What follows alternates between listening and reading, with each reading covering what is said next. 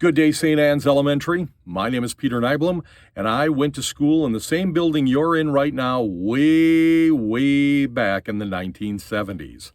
I grew up in Le Sueur, and my family has a long history in town. Your teacher, Mary, was one of my classmates in school, and she was super smart. Much smarter than me, because she's a teacher now, and I'm just a dumb DJ. Now, I know you're talking about World Radio Day, and I wanted to let you know that there's more to radio than just talking on the radio and playing music.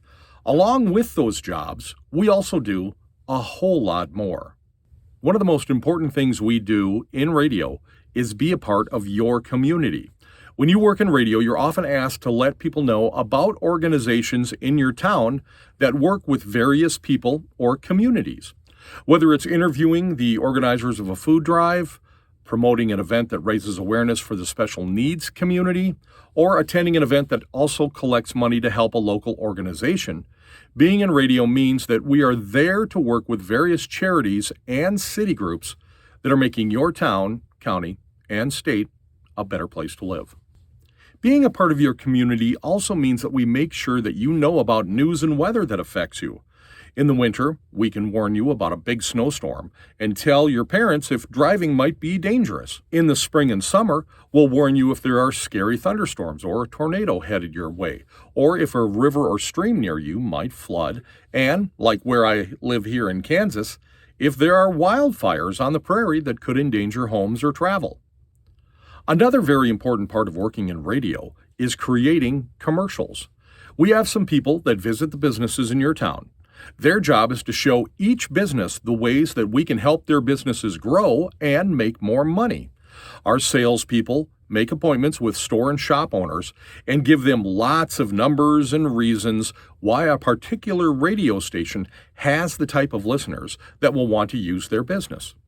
Now, once the business decides on which radio station to use, or multiple ones, the business owner and the salesperson will work out some ideas for a commercial on what the business wants to talk about on the radio.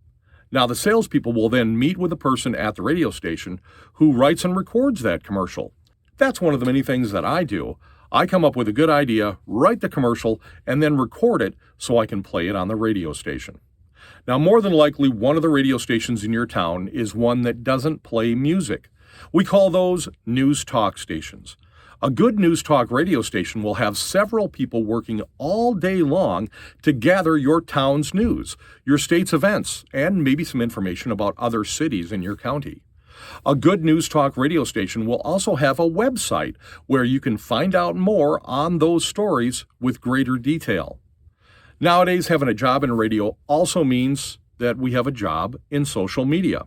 I know you've heard of influencers. Well, radio invented that idea.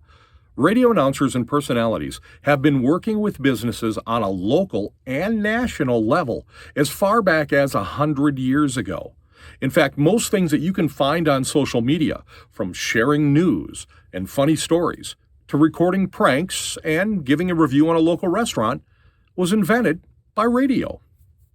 We also use social media, like we do our radio stations, to share important news, information, and funny stuff too. Now, let's jump into the studio where my radio station comes from, 1015 K-Rock. I am standing in front of our what we call the board, and of course the microphone here, and we got a little computer right there. And on the board, and I'll move the microphone out of the way for you, this is where our microphones are. We have these little volumes that go up and down. We hit the button to turn on the microphone. I'm not on the radio right now. I'll turn that on so we actually have some, you can hear the music. Little fun tune there. These sliders and buttons give us a choice to what we want to put on the air. We have lots of different things that we can choose from. We can put the computer on. We can put our sportscaster on. We also have like sound effects, like you might hear a music playing underneath while a DJ talks, or you might hear a funny sound effect like a laugh or something like that. That's where those come out right there.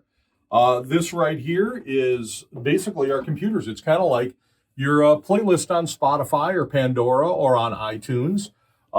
We basically put in all the songs and we tell them when to play them, just like you do at home with your stuff. It tells us what song is playing, like right now, Even Flow by Pearl Jam is going to play. Beautiful Girls by Van Halen is going to play, and we also have commercials that are going to play. And this part here tells me when I'm supposed to talk.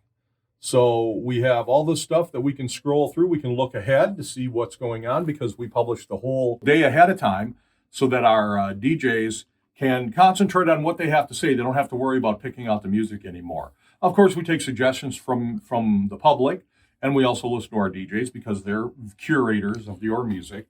So it's almost all run on computer nowadays, other than our vocal part when we turn on the microphone to talk. And that's about it for on the radio. And like I said, being on the air is just a small part of what we do all day long when you're in radio. To be honest, there's still a lot more that we do during the day at our jobs in radio. But I thought those were the most important things that you should know about. Hopefully, you'll end up knowing a little more about what radio is and what we do, thanks to Mary, your teacher. Have a great day, and crank out that rock and roll.